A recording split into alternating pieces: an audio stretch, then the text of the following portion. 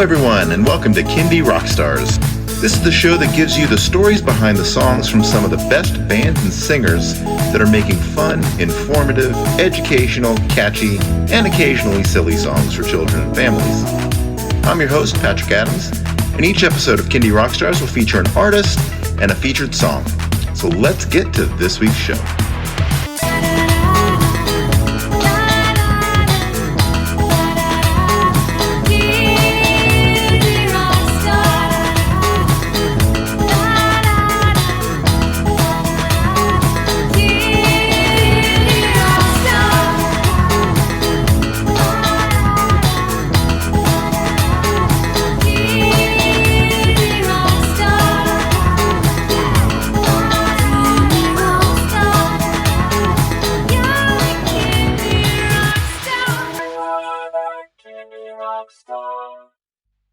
Welcome, everybody, to another episode of Kindy Rockstars. I am really delighted to welcome back to the show Steve CoolBeans Pullara. How are you, Steve? Doing fine, Patrick. And yourself? I am doing great. That's good. We are here to talk about Steve's latest album called Aliens, Astronauts, and Asteroids. Covers everything. So, as you can tell, we got an outer space theme going on here. But Steve, before we get into the album, what have you been up to since the last time we talked? Recording. Guitars, vocals, making sure all the parts are in position. What people don't see is every song is about 30 or 40 tracks. You know, there's a lot. There's singing. Everybody seems to sing their main vocal about 3 or 4 times. And then the guitars are the same way. And, you know, all the editing. And it's just a lot of work, but it's fun. We have a lot of good times, and you always get a product, you know, and you got it. Now we have a product. The music creation process is such a joy, seeing it come together, knowing what it could be, and then seeing it come together, and then taking it in a different direction than maybe it originally thought. And then, as you say, getting that final product out there.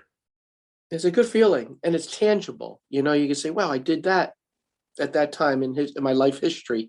You know, you look back, there's another one. We did another album. All right. Well, let's dig into this album, because I love the space theme, and I know you did some really fun research for this. So talk about the album as a whole, and then we're going to dig in and feature 5 songs. But talk about just the album itself.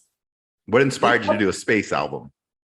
What inspired me is I always loved that topic, because it's just an eternal product. In a way, a project, because it's about space, planets, stars, things we don't understand, maybe meeting people in another world, spaceships, engineering, antennas, all the different things that you think about.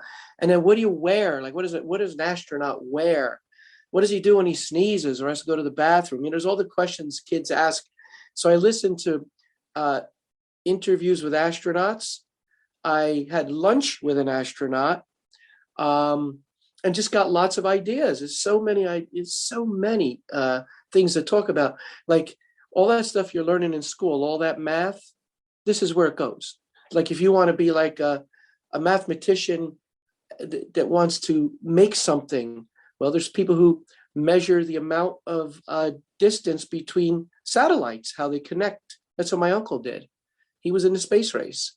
He was a kid that really enjoyed mathematics. And he joined a club in Rutgers College, and satellites were just coming into the play of our culture. And he always says he joined a club with a group of guys called geeks at the time. That's where the phrase must have came from. And they just loved figuring out how far a beam can travel. Well, guess what? When the space race came, the government sent people out to all those colleges and all those fraternities and all those clubs that loved doing that. They all had jobs. And they shipped my uncle to an unknown place full of orange orchards. It was called Orlando. There was nothing out there. It's just lots of oranges. Who knew? We would go visit. Mom and Dad, are we there yet? Almost. More oranges, you know. And now this little mouse took over the whole town. Yep. It's been fun growing up with a relative in it. It was always neat to talk to Uncle Joe because he was in it, which was cool. Very Yeah. cool. Yeah, and you know the things that I'm fascinated with space. I love a lot of TV shows that are space based. I'm a huge Star Trek fan, Star Wars, Babylon 5, all of them. Lost in Space, that was our because we were young. Lost in Space was like Star Trek for younger kids. Mm-hmm. And I remember. yeah, it was a great show. And here's a trivia question: who did the soundtrack to Lost in Space? I don't know. John Williams. The guy who did Jaws, went on to all kinds of Steven Spielberg movies. That was one of his first assignments, and it's kind of cool to know he did that way back. It was a major TV show for kids, the robot and Dr. Smith and the Smith Family Robinson. It was a play on they're stranded up there, not in an island somewhere. It was really cool. A great time to grow up. And we were stamp collectors, my brother and I. And my Uncle Joe, when the man landed on the moon, he got myself, my brother, and his son a thing called a first day cover. So, like, for instance, if you're a famous person and there's a stamp being made about you, the stamp wagon goes to your town and presses each one by hand with a number of the day from your town. So what they did is when the man landed on the moon, they went to Cape Canaveral with this big trailer, and they had envelopes with that design on it and the stamp of the man landing on the moon, and it says first day cover. They're rare, and we got one each because my uncle knew we liked collecting stamps, and maybe that big trailer pulled up where they worked, who knows, but we have them. Pretty cool. Yep. And you actually took a trip to, was it Cape Canaveral? Oh yeah. That was quite fascinating too. I booked a luncheon with an astronaut, which you can do, believe it or not. And the astronaut sees so many people a day. And this woman's name was Wendy Lawrence. It was a couple years ago.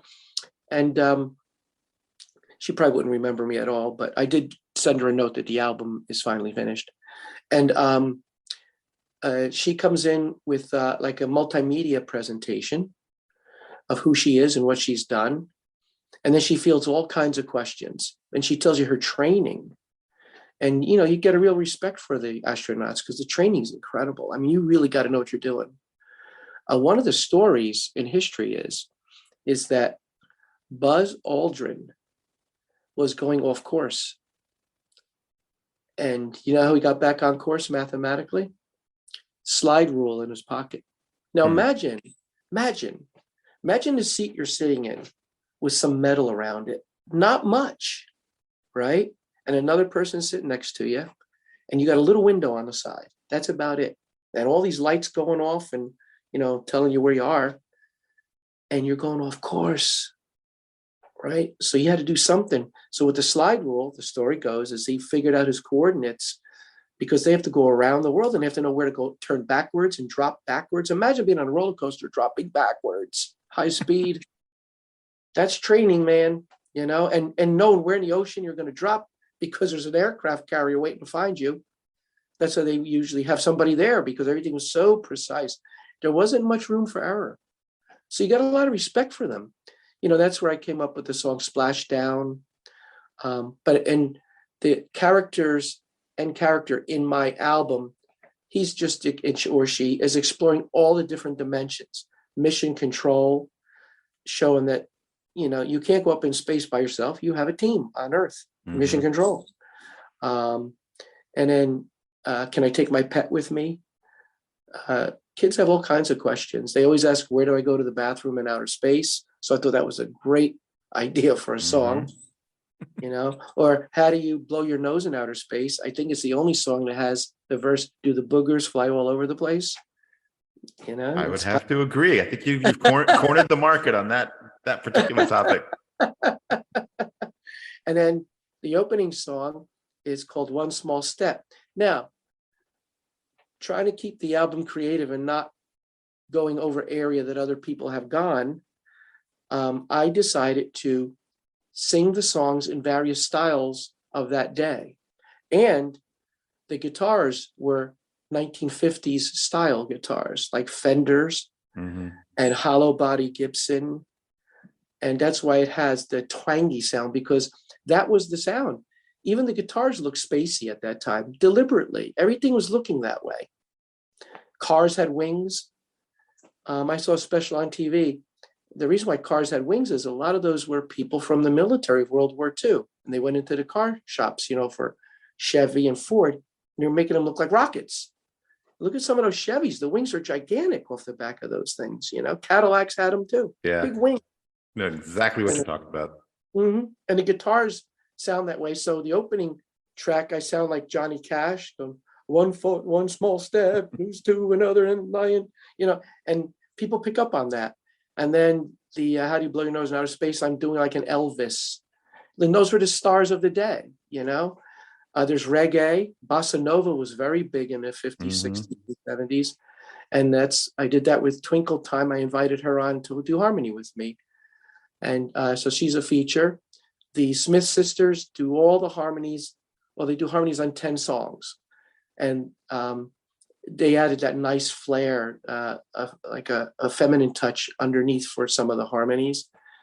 We have a guest guitarist, Trevor Sewell from England. He's doing a lot of the twang guitar on the first song. He's on the first song on A Small Step. We have Don McCormick on At My Planetarium, one of the best drummers in the area. Pat Robinson, my co-producer, excellent artist, and wonderful co-producer, as was Jim Cravero, his studio. Both of those studios are where they worked. And Kelly worked in a studio of Dave Williams in California. So it was a multi-continental project. Now, you want to hear how the whole album ties together to the space race in a really interesting way? Absolutely. Where it was mastered is Warminster, Pennsylvania, right where in a room where John Glenn got dressed. Because the top floor, the whole building is called a centrifuge. They used to spin the astronauts there. I mean, really spin them this way and this way and give them assignments. I can't even imagine that. And that's so they could be trained for outer space. And where we were mixing or mastering and whatever parts you want to talk about, John Glenn sat like right there, just as I'm talking to you. So the album made a full circle in itself. So it went from me going to NASA, looking at things and touching actual things, to sitting in a seat, not the actual seat, because I think somebody might have got that, but right in a spot where John Glenn was be getting tested for his heart. And there's old labs on that top floor. If you ever come down, I'll show you the place. And it's owned by the Cravero family, and it's called the Fuge, F-U-G-E. They shortened it. And those rooms they do banquets in now to give tours. I've given tours in there. And they even have a monkey hotel downstairs where a lot of the chimpanzees lived. They have a playground because the chimpanzees are close to humans, so they could check their heart rates and things like that. It's a fascinating place. So that's what intrigued me. I'm still intrigued by it. It's a fascinating subject. It is. Is there aliens? I did a song on aliens, which we featured last year, which is permitted. It's just a fun subject. You never get old with that subject. You always feel like a kid. No, it's universal. And it's one of those kids song topics that you just almost can't miss with. Between that and dinosaurs and that's a few other things. Yeah. Space is a winner. We're always young. We're always young with those subjects, because they're still young to mankind. Absolutely. Well, I'm excited to dig into a couple of songs here. So I know you started talking a little bit about One Small Step. So what else? What other stories do you have about pulling that song together? Well, I always try to go outside the box when I'm writing a song. So I could have wrote it one small step, do do do do do do do do do do, but that doesn't hold an interest to me. I want the listener to be sucked right into the theme, the motion, the movement, and I want them to be intrigued by the guitar sounds and the artists that are singing and playing on the song and the lyrics. And the lyrics have to be catchy. And it starts with one small step, which is Neil Armstrong's famous line. I could have had a rocket blasting off, but that would have been too trite. I think having that song is just perfect. It sets the tone. And the guitar's twanging right from the 1950s and 60s. You feel like you're in the moment. that's why I went into writing it that way, Mm-hmm. and was very pleased how it came out, because it came out pretty darn, very close to the way I intended it to. Everybody was on board. Everybody knew the feel, because we're all from that era, a lot of us, Yep. which is cool, All right. Well, let's check this song out. Here it is, One Small Step by Steve CoolBeans Pullara. Cool.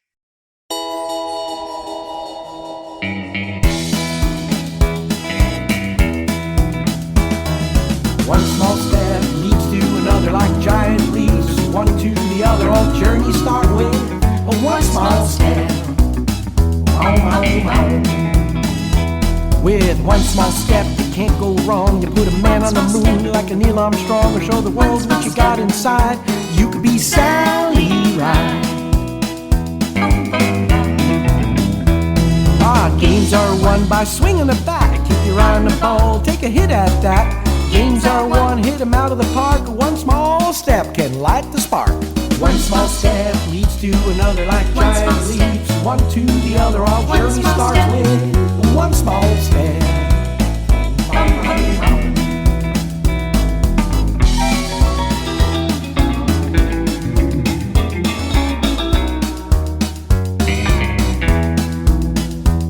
Oh, I dream big, never small. I'm not on the shelf, but off the wall. I think real large, I think real tall in my small steps. Boom, boom, boom. One small step leads to another like giant leaps. So one to the other, all journeys start with one small step. Boom, boom, boom.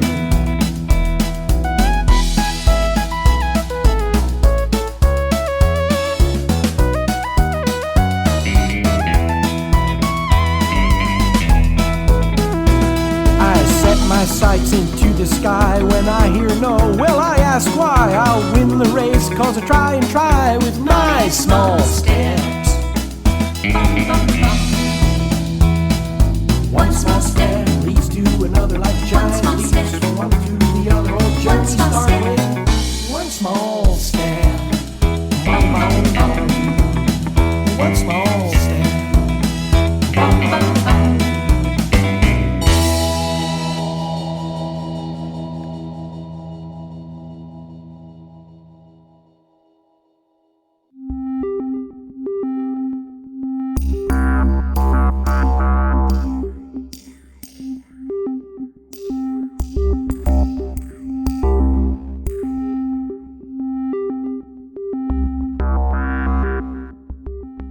And that was One Small Step.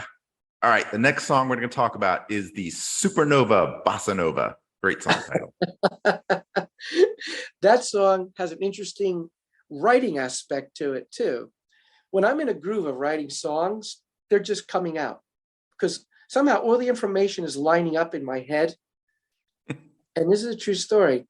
That song was written so quickly because it came into my brain so perfectly while I was in the shower. So I ran out of the shower and sang it right into this very machine right here or something like it and made an MP3 of it and brought that right to the recording studio the way it was. And everything was there. Didn't even have to write the words. It was just, like your brain just clicks sometimes and you get all the parts. That special moment of inspiration. I love it. That was like one of those. I said to my friend, Pat, I wrote this one this morning. I ran out of the shower. It was coming into my brain. Here it is. And there you go. And it works perfectly for the era because that was the era. I mean, if you go back, the Lucy Show was part of the era where, we had the Cuban Missile Crisis at that time. There were missiles, there were satellites, and we were studying the stars, and that was all colliding at once. So Latin music was coming into our country. And that was the magic of the I Love Lucy show too, because her husband was Cuban, Latin. There was a lot going on in the world and lots of rockets and also learning about supernovas, what is it? And so I just thought that was such a good idea to tie into the theme of space, So Absolutely. That's where it came from. All right. Well, we're going to play it now. Here it is. The Supernova Bossa Nova by Steve CoolBeans Pullara.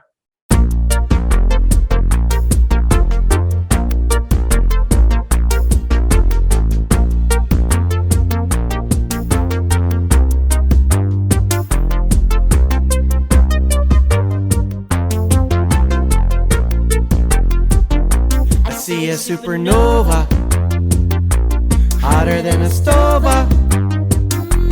Made an exploder, kinda went boom. Sometimes you'll see one in a deep dark sky, visible with telescopes or just your eye. They're not like a comet, they don't fly by, they go boom. You'll never hear one made a sound like years ago, when megatons of energy collided together to make a light show. I see a supernova, hotter than a stova. Made an exploder, it kinda went boom. Rare celestial phenomenon, hotter than the sun with a burst and it's gone. Its memory lives on and on, it went boom.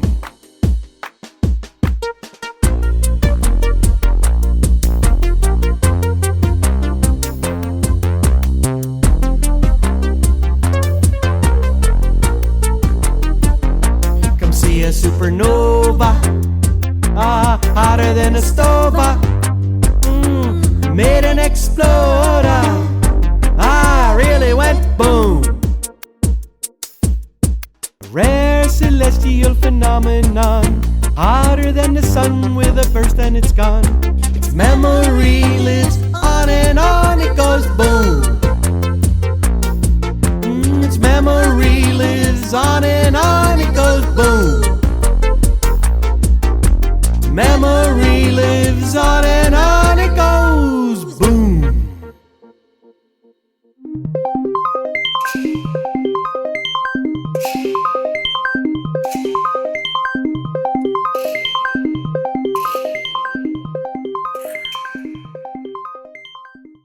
That was the Supernova Bossa Nova, which featured our friend Twinkle Time, correct? Oh yeah, she was the perfect match on that song because she's a Latina and it's a Latin song. And she does perfect harmonies with me. She just came to mind. We've been planning to be on each other's something in the future, and the future was now. And I called her up and she says, yeah, it sounds great. And her husband did it in California, and his name is Dallas. And he did a great job coordinating her harmonies and arranging her harmonies in their studio down there or across the Great Plain here. And it just came out so good. And it's a favorite of a lot of people too. They really enjoy that song. Yeah, I love Twinkle Time. I actually got to meet her and her husband in person when we had the Grammy parties here in Vegas. So she's really fun. She's a fun she and is. so really nice human being. Absolutely. All right. So the next song we're going to talk about, speaking of great album title or song titles, Blow Your Nose in Outer Space. And go. Well, that was inspired by me listening to astronauts being interviewed on the radio on a kid show. And I said, that is a great idea for a song. All the questions these kids are asking. And he said, as other astronauts said, I think the one that I met in Florida said the same thing. The biggest question people ask them is, how do you go to the bathroom in outer space? So to put it in a song, you got to kind of do that rather delicately. So the verses go, how do you blow your nose in outer space? And the callback is, do the boogers fly all over the place? Because there's no gravity, right? And then the next phrase is, how do you brush your teeth in outer space? Does the toothpaste fly all over the place? Again, there's no gravity. And then the challenge question, how do you go to the bathroom in outer space? In your suit is one answer, or in a very special place. And that's how that's how it probably will get played on the radio, because there's nothing, that would prevent it being played on the radio. And people love just saying boogers. Don't ask me why, but they do. That's a fun word to say. It has life. It's just, there's always somebody that likes to say it. And I think it might be the only song that says that. Yeah, I think the first and only song to tie boogers and outer space together. Definitely there. All All right. Well, this is history then. Go ahead and play this song. Here it is, Below Your Nose in Outer Space by Steve CoolBeans Pullara.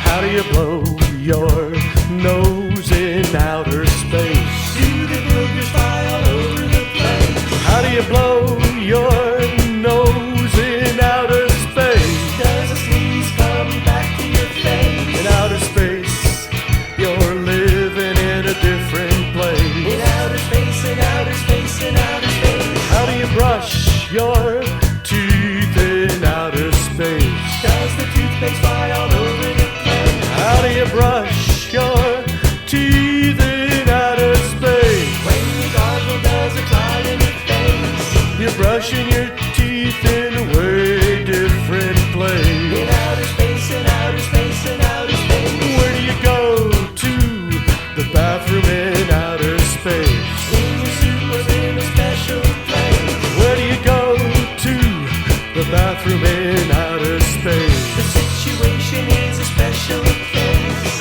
You're going to the bathroom in a way different place. In outer space, in outer space, in outer space. You won't need umbrellas if you think it rains, 'cause raindrops just don't fall the same. There's no gravity. There's no gravity. No, there's no gravity. Things are floating by me. There's no gravity when you're living in outer space. In outer space, in outer space, in outer space.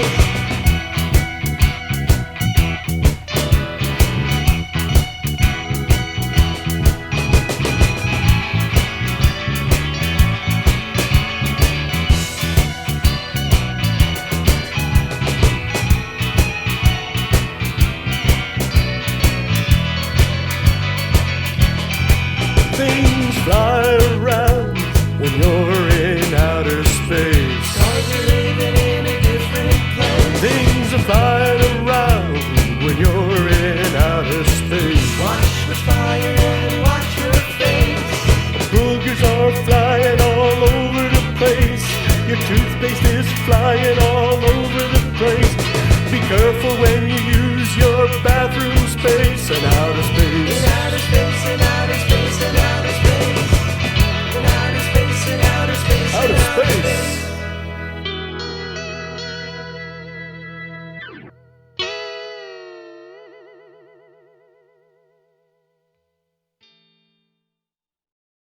That was Below Your Nose in Outer Space. All right, next up, one of my personal favorites here is Spacewalk. Talk about this one. Well, Spacewalk, I remember, again, I grew up in the 60s, and my brother and I were in the living room playing with our G.I. Joes and watching Batman, all right? And the Joker or the Penguin was doing something, and they said, "We have to interrupt this broadcast. This was the broadcast. An astronaut is about to walk in space." Well, we liked that, but couldn't he do it after Batman was over? Because then we didn't get to see what happened. So we said to my father, he said, "Dad, are we ever going to get to see what happens to Batman?" Because to us, the perspective was, we can see the space thing later. Well, it was fascinating to watch. They were showing a number of things like docking the spaceships. And then there was this one astronaut, I believe his name was Alan White. I think that was his name. It's also the name of a famous drummer in the group named Yes, but he was the first person to walk in space, and he was petrified. He said they put a cable on him, and he had a little gun that would just shoot a little psh, psh. And he's like, he said it was getting out of control. He just wanted to get back in. He was petrified. Imagine being the first man to walk in space. And he said he was so scared. There's interviews you could see somewhere on that, because that's what I saw. And then you start to watch how people have progressed, how they would get outside of the ship with different kinds of uniforms on, with more kinds of air, I guess, coming through and all. And now they dock them naturally. You know, they're out there fixing them, their own ships. And then seeing Neil Armstrong, you know, walking in space with Buzz Aldrin. They're just walking, you know, walking around and doing spacewalks. So there's all kinds of spacewalks. There's ones with no ground to walk on. You're just trying to get around. And then there's literally walking on the moon and learning the gravity. Notice that they're not on the ground a lot. They bounce a lot. It's quite fascinating to watch. And they're wearing these big uniforms, like with all kinds of stuff. And so I thought that was a great idea for a kid's song. And we have a video. We have a couple of videos coming out now where my friend that made them, I asked him to find real footage. And he did. And it was usable. However, he was able to use it, whatever he had to sign or whatever he had to be in to use it. Others are very copyrighted, very licensed, so you have to watch what you use. And he found some beautiful footage. So we have the specific song Spacewalk to its own video, because people love listening to the song. It's so bouncy, but it's very educational at the same time. And we were told by one of the reviewers that the whole album is loaded with STEAM-worthy subjects or something like that, meaning science, technology, education, art, and music. That is one of the drives in schools. And all my stuff's always been that way. And this one in particular has the technology being sung about. And but a lot of people like that song, Spacewalk. And we do a spelling lesson in the middle. SPACWALK, Spacewalk. So I'm hoping people will design a dance at weddings and it'll be played forever. There you go. If not, they can just enjoy a catchy song. There you go. Yep. All right. Well, let's play it. I know all of you will enjoy this one. Here it is, Spacewalk by Steve CoolBeans Pullara.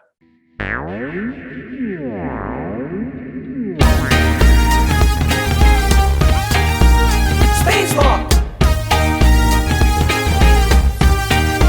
Spacewalk. Houston, can you hear me? 10, Canaveral 2.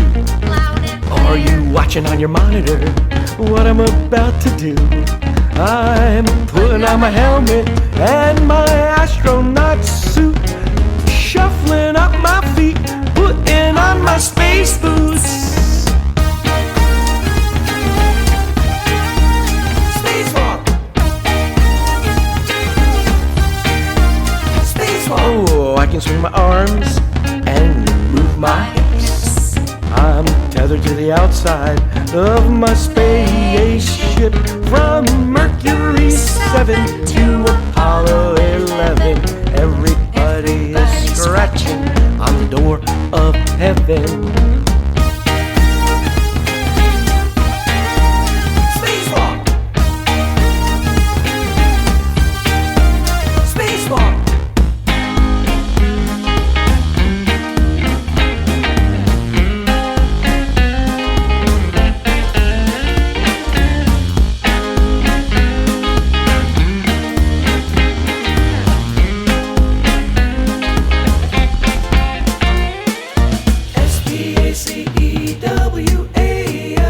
spacewalk, S-P-A-C-E-W-A-L-K. spacewalk, S-P-A-C-E-W-A-L-K. Whether you're an astronaut or cosmonaut, cosmonaut, a man or a woman too, it doesn't matter, everybody can do. doesn't matter, doesn't matter, doesn't matter, doesn't matter, doesn't matter, doesn't matter, doesn't matter, Spacewalk. Spacewalk.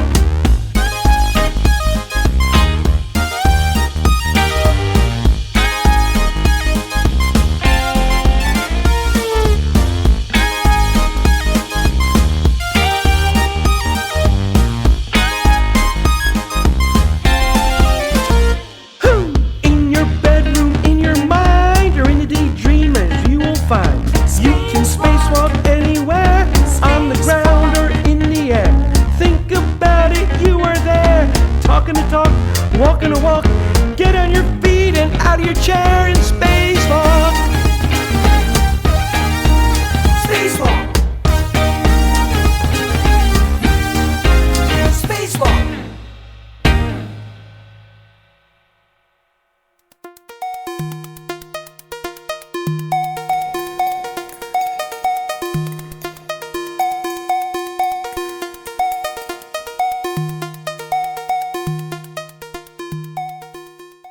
And that was Spacewalk. All right, last song we're going to talk about is called Mission Control. Tell us a little bit about this one. Well, mission control is for all the people who want to be involved and are very, very good. They have to be excellent at what they do. And they're just as important as the astronaut. The astronaut is the front person of all the culmination of the sciences and mathematics and skills that these people have to put a man on the moon or on Mars or in a spaceship or in a shuttle. Mission control is the place to be because we need people there. It's kind of like an airport, a huge airport, but it's for one spaceship. So, they're with the rocket that goes up, the rocket that comes down, and all the things in between. There's somebody assigned literally to the heartbeat of the astronauts. There's somebody assigned to all the radio waves coming out. There's somebody assigned to all the meters, like for air pressure and fuel and all these different things. Without mission control, nobody's going anywhere. And for students in school, if you like mathematics and you want to be involved in the space industry, they'd love to have you. Just study hard and feel where the needs are. Ask where the needs are for a place like that, because they're always looking for people. And mission control is the place to be, as the song says. You'll never see an astronaut go up by himself. Somebody's doing the countdown. That's mission control too. Mm-hmm. The people who made it. The astronaut that I met told the group that the shuttle, every tile on the shuttle, if you look at it, its tiles on the bottom are numbered. And in training, they had to learn the numbers and how to put it together, and how the spaceships are put to, that's your home up there, and you got to learn it. And you're always calling back to Earth, can you check the meter on this? Can you check? Everybody's working as a huge team. So this song is all about that. And I take great pride in it because I think it's the only song about space that has mandolins in it. Those are electric mandolins. Like Maya is one. It's an electric mandolin. And it has a great sound. And then you'll hear this throughout the album, as people will hear. It's got a very electronic sounds. Synthesizers, handmade sounds. And that was an artist called Gloria Domina, who I forgot to mention earlier. She did the exotic sounds at the ends of each song that you hear. So they sound like outer space. But she has a secret recipe. She won't tell everybody how she made those sounds. But she's a very good cook, so that's a clue. So she likes pots and pans and things like that. So there's ways of making those sound like outer space sounds. Mm-hmm. And then you put electronics on those, and she and Pat did a marvelous job because people love those sounds that we put at the ends and the beginnings of songs.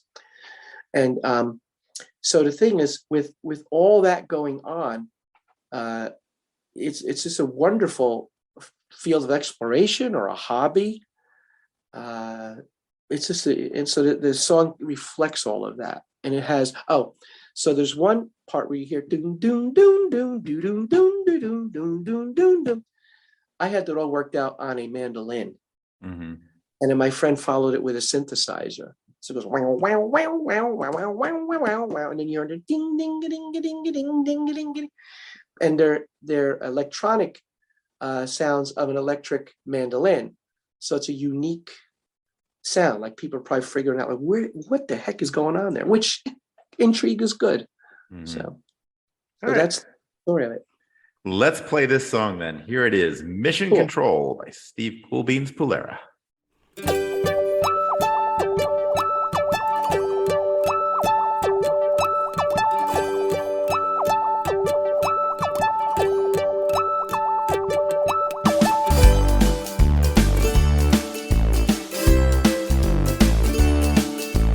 People with visions from around the world started dreaming early as boys and girls.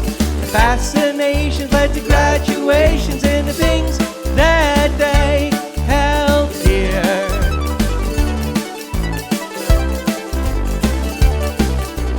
Mission control is a place to be, behind the scenes seeing what they see. For astronauts or cosmonauts the same, different countries call them different names.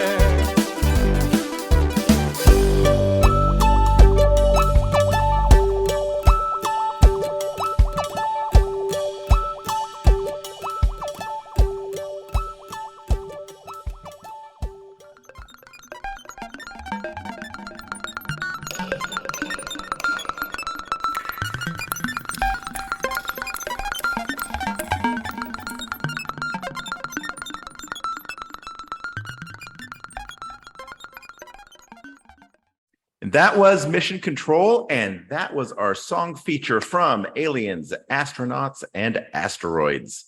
All right, Steve, let everybody know, where can they find, stream, download, buy that album, and how can they find and connect with you?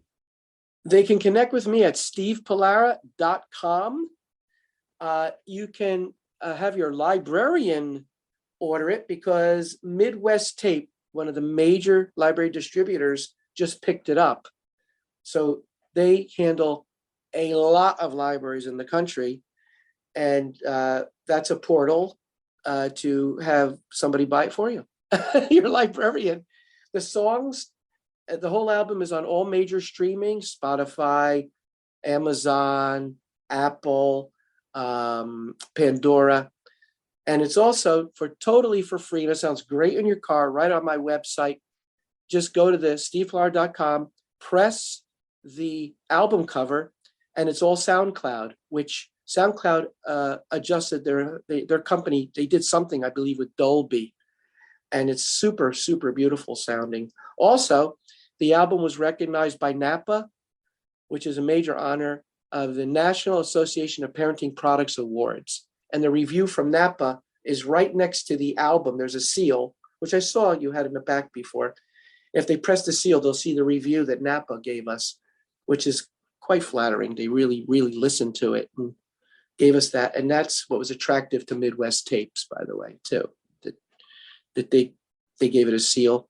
And the final part is, I always say the Lord works in mysterious ways. When we were launching that album, pardon the pun, the rocket was trying to go up with the one that they're trying to send up now to. Isn't that wild? Like, how do you plan that? It just was happening. Immaculate timing. Like we're launching our album when a rocket's going off. Artemis, the new one. That was so cool, and it's still laid up now because of the hurricane, and it had some things to work out. But we got the soundtrack for the launch, So, but thanks for having us. We really appreciate it. Yeah, no, this is a wonderful album. Thank you for coming on and talking about it, and for being such a good friend of the show. Oh, thank you. Have a great day. All right, you too.